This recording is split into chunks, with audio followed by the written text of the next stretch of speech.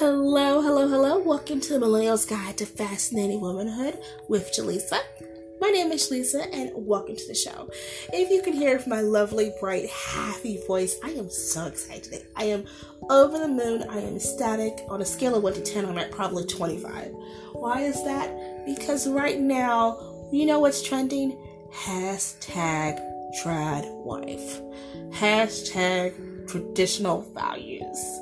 Hashtag stay at home moms. Maybe not in the traditional sense of when you look on the Yahoo top 10 words that are being searched or in the Twitter top 10 words, but trad wives is dominating the media as we speak right now in the UK. Even though I'm right here in the States over in the DMV, aka District of Columbia, Maryland, and Virginia, I have been going on my Facebook, and every 5 minutes we are talking about the trad wife movement, because I'm a part of a lot of groups that have to do with 1950s and stay-at-home wives and stay-at-home moms. So I've been looking at that, and they've been talking about it since probably Saturday. If you are not familiar with what I'm talking about, there is this lovely name, a lady, her name is Elena. She is from the UK, and she runs a blog called The Darling Academy, which I highly recommend reading. She also has a YouTube channel, and for the past few days, she has been all over the UK media. She had a little video on BBC, and she said, of course, the words that will burn every feminist ear. I want to live like it's 1959. And if you just heard that is a feminist falling out of their chair. Because that is the last thing they want to hear us women talk about. Wanting to serve our husbands, or as lovely Elena said, submit. Oh. Heard that? That's the fainting of a feminist. And hopefully did not wake my son up. She used the S word, the cuss word. To all feminists, she used submit. Now, I am going to bring up something. And this was like an aha moment once I really started following the Fascinating Womanhood movement, and of course reading what the feminists have to say and how they don't like FW. They think it's a gag when they get it as gag gifts when people when they get married, and I feel very, very offensive. But if you get mad at a woman who says that she wants to support her husband, that she wants to be in his corner, that she wants to, bring him his slippers and his cigar stuff and a drink and food and cater to him. If you're upset about that, why are you not upset about 50 Shades of Grey? When that book came out, everybody and their mama, their sister, everybody knew except for I apologize. Me and my mom are probably the only two people that I know personally who did not read the book. Even my sister-in-law had the book. I'm not gonna lie, I did take a peek, and once I opened it, I immediately closed it because I was like, not for me. And I grew up reading Zane and all of those naughty books that I was not supposed to read. And even then, I was still in the feminist mindset, and that book creeped me out. So if you can submit to a man, maybe because he was a billionaire, I don't know. If you can go with all this Christian Grey, whips and chains and handcuffs and daddy stuff, why is that fine? And you can sell millions of books and make so much money off of this and go see the movies, but you have a problem with a woman who is married to a man. They're both consenting adults. Why is that a problem that she wants to cater to him, but whips and chains is not? Even though, of course, those are two consenting adults having their lives over there, but you have a problem with this person having their life over here. I don't understand. It weirds me out. But again, that's a whole different. And again, you think of submission and stuff in that category, but that one is fine. But once you want to get him his slippers, there's a problem. When you want to put your husband first before your kids, there's a problem. I don't get it. Maybe someone can put it in the comment section or write a nice little letter to me explaining that situation, because I am confused. But again, hashtag Tradwives has been trending, so she has been on seen at least 2 news channel that she was on. I know she did a radio show. I did not listen to it yet. I'll be listening to it right after I finish this podcast. And of course, she talked about, loving her husband and work, of course, tending to the house. But people do have to understand that not only does she tend to the house, yes, she doesn't work outside the house, but she does technically work inside the house, because there's a lot that goes into working in the house. Let me explain, as a single mom who is, of course, trying to gain income, what I had to do today before I could even try to think of the words make income. I woke up, checked on my son, went back to sleep, woke up, he's already up, he is destroying the room. I have sleep apnea, so it's really hard for me to stay up. So we wake up, he gets his breakfast, he decides he wants to go eat somewhere else, he eats somewhere else. My mother is helping me watch him for the moment, while I'm getting over this condition. I clean up the room. He's running back and forth, so there's certain things that I cannot do. Like, I cannot mop the floor because I don't want him to walk in and slip on the floor. I am washing his clothes. I am making sure he eats his lunch. And now he has fell on the floor and he is crying. He has not stopped crying for 45 minutes, so I have to comfort him. He has not gone to his nap at the correct time because he woke up a little later than usual. And so he decided to go to bed about an hour ago for a nap. And I'm going to have to wake him up before I leave to go to my therapy section. And again, I have not made a proper income of what a feminist would think of. But I will be doing that once I get back home after my therapy section. I have mopped the floor. I have wiped the cabinets. I have washed dishes at least twice. I have taken out the trash at least twice. Let's not even get to the point of what his needs are. Him taking a bath and putting clothes on. Numerous times I've had to take him to the potty because we're potty training him. Numerous times I've had to change his diaper. We're not just sitting at home eating bonbons, looking at soap operas because of two things. One, there's only 3 soap operas in the U.S. now. General Hospital, Young and the Restless, Bold and Beautiful. No, Beautiful, please. Is that still on? See, I don't even know what soap operas are on anymore, so I don't even look at those. I don't even look at the court shows and all that stuff. I look at YouTube. That's a whole different story. What we're trying to say is, when you are a housewife, it is a 24/7 job. We barely get breaks, especially if you have multiple kids who have multiple sleep schedules, or one doesn't go to sleep and one does. It is a big responsibility. It is not just sitting at home. Now our husband might come home and maybe the house is clean, maybe the house is a mess, but guess what? If it is, it probably was clean about 2 hours ago before the kids got a hold of it. So they do that on top of doing work. So I don't understand how they think it's not tiring. I don't know. I mean, and then imagine the women in the 50s. Some of them didn't have washing machines.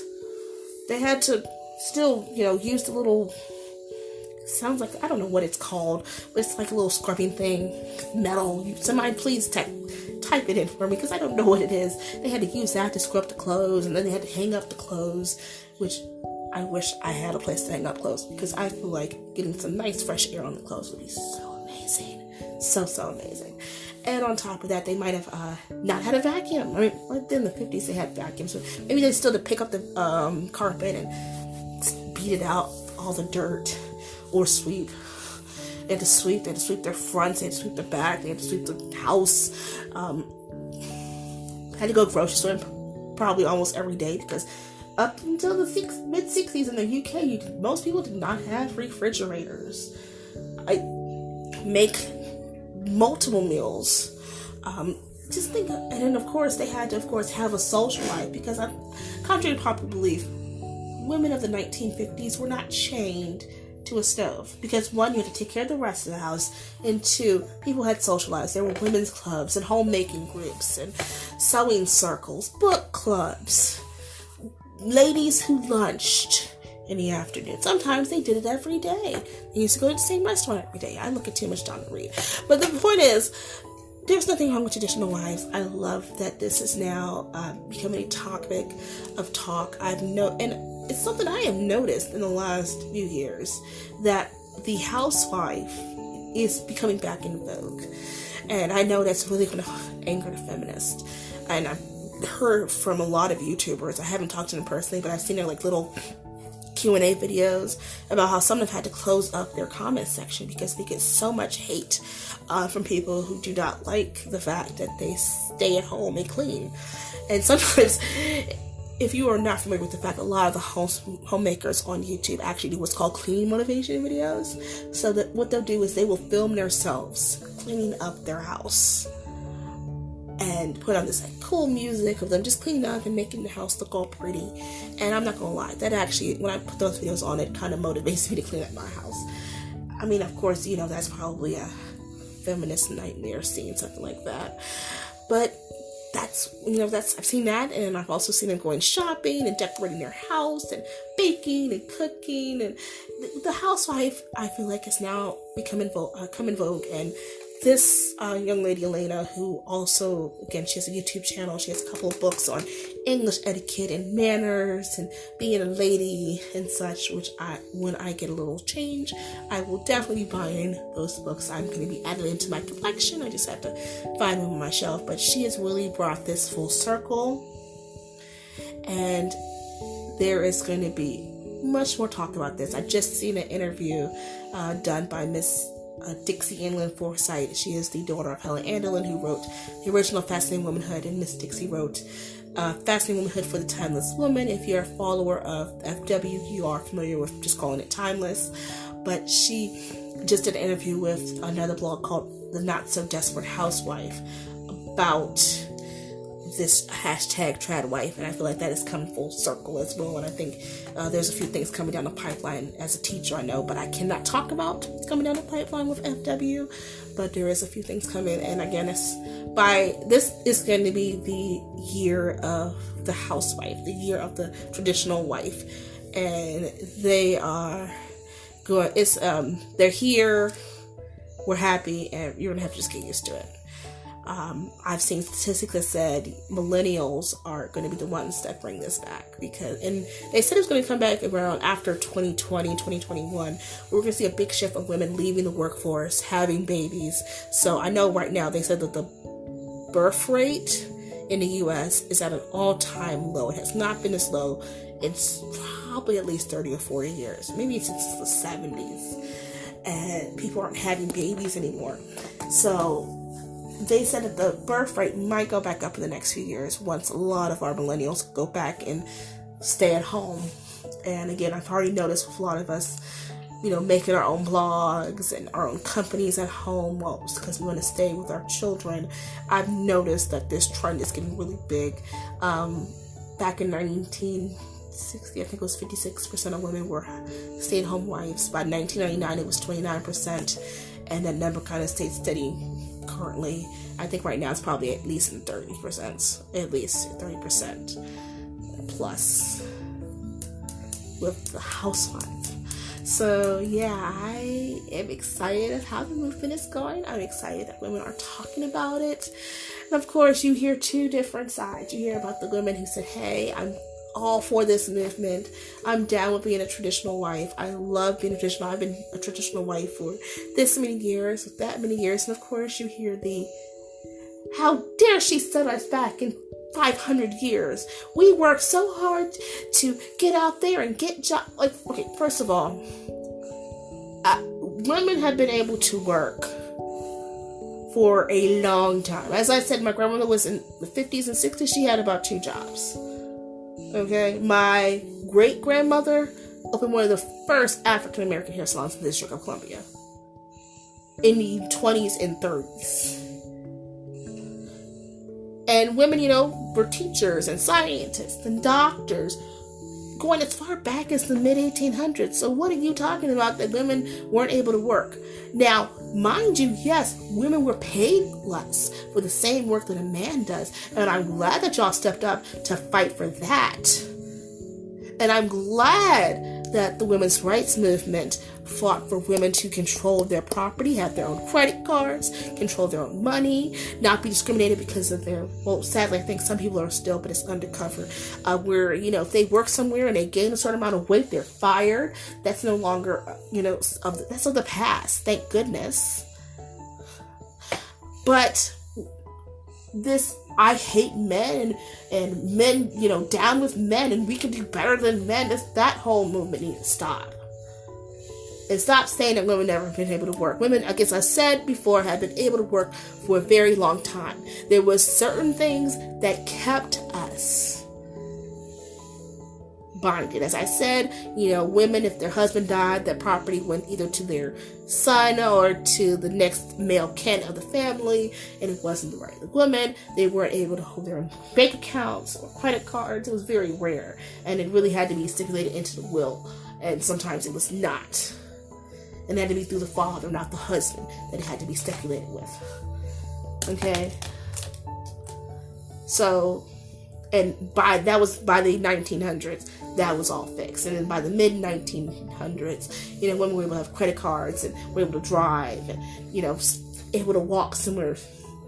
But there's so much other stuff that we can be worrying about. If a woman wants to stay at home, I think that's the last thing you need to worry about. Let's worry about girls in countries where they're getting circumcised. Let's worry about people getting killed just because they want to follow their own drum, because they want to do something else, and their family decides, oh, well, you don't want to do what the family does, oh, we can kill you. But worry about that. Worry about girls in third world countries that can't get education or can't get to the necessities of a pad, so they have to miss school because of their cycle. Or they don't know how to take care of themselves because of their cycle. Worry about that.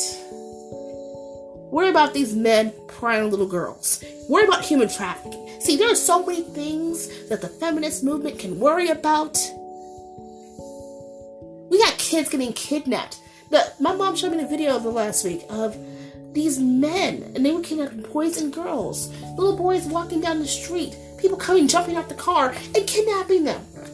It's not no luring into the car no more. It is so sad. Worry about that. Let's find a way of keeping our kids safe. Not worrying about if Martha wants to stay home and bake cookies for her kids, because she's watching her kids. That's why. Because people are kidnapping kids. They're bringing harm to children. That's probably why Martha's staying at home and not at work 60 hours a week, because she's worried about her kids. I don't mean to be angry. I know I'm sounding angry right now, but it boils my gear that they're worried about silly, relevant stuff. And I even had a woman come and attack me because one man, I said, I can't, agree with these morals. I'm not really a big fan of feminist movement. He said he agreed with me, and this woman jumped in, and I said, maybe she doesn't understand the definition of submission. She gave me a definition of submission, and she was like, well, back in 20 to 30 years, when you get sick and tired of clinging to your husband, you'll be crying to me. I'm like, first of all, that's not the whole deal of submission. Most people, when they think of submission, they're thinking of the biblical term where I help you and you help me. See, people just worry about, it says, that a wife should submit to her husband. But guess what? It also says that the husband should submit to his wife as well. They skipped that part about the husband. I don't know why. Maybe they just, maybe they collapsed before they got to that sentence. But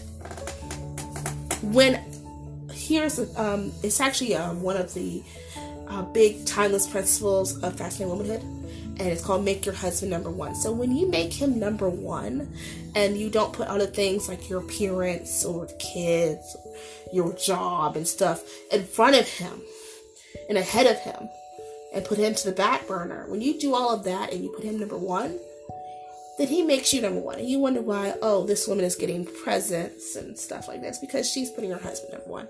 Well, maybe she isn't, but more than likely she probably is. But that's all we're saying. And it's not like, if I ever get married and he tells me, Lisa, let's go rob a bank. Obviously, I'm not going to go rob a bank, because that's not something I want to do. That's against the law. Or if he tells me something that's not of my moral values, I'm not going to do it. But if, he wants me to agree with him on something and to be in his corner, that's what it is. That's all it means. Be in your husband's corner. And he can be in my corner. Unless I need to rob a bank, because I'm not supposed to be doing that. And I need him to, talk me down from doing something stupid like that. Is that, the little bitty version of submission that y'all ladies need? Okay, I hope so. But I've seen where people have broken it down like that, and feminists will still come and cuss them out because they don't read the whole thing. But then again, I'm not going to be disrespectful. I'm just going to come with love and understanding and say, if that's not what you agree with, that's not what you agree with. I understand. So I am so glad that the hashtag tradwife movement is rolling around. I hope to get one day Miss Lena on the podcast. Maybe that'll be a day when I stop rambling. But I just wanted to really get on here quickly and talk about that. I am so excited. One of these days I would really like to break down feminism for anyone who's not probably familiar with it. You're probably just saying it because you're female and you've heard the word feminist being flung around left and right. I read some stuff about it. It is so sad. I mean, of course, there are some really good points about feminism, but when you really dig into some of these people who were behind it and what their life story was and really what they were for and against, it really is shocking. But thank you all so much for listening. I'm sorry if I rambled. I'm really going to dig more into the fascinating womanhood principles in the next few episodes. But I just really want to talk about the fact that hashtag tradwife is really getting up there. Thank you all so much. Please go check out my Facebook group. I have the Millennials Guide to Fascinating Womanhood. You can also check out the Instagram. I have a Pinterest page as well. So if you look at my link tree, that will take you there. Thank you all so much. And until next time, see you. The podcast you just heard was made using Anchor. Ever thought about making your own podcast? Anchor makes it really easy for anyone to get started. It's a one-stop shop for recording, hosting, and distributing podcasts. Best of all, it's 100% free. Sign up now at anchor.fm/new. That's anchor.fm/new to get started.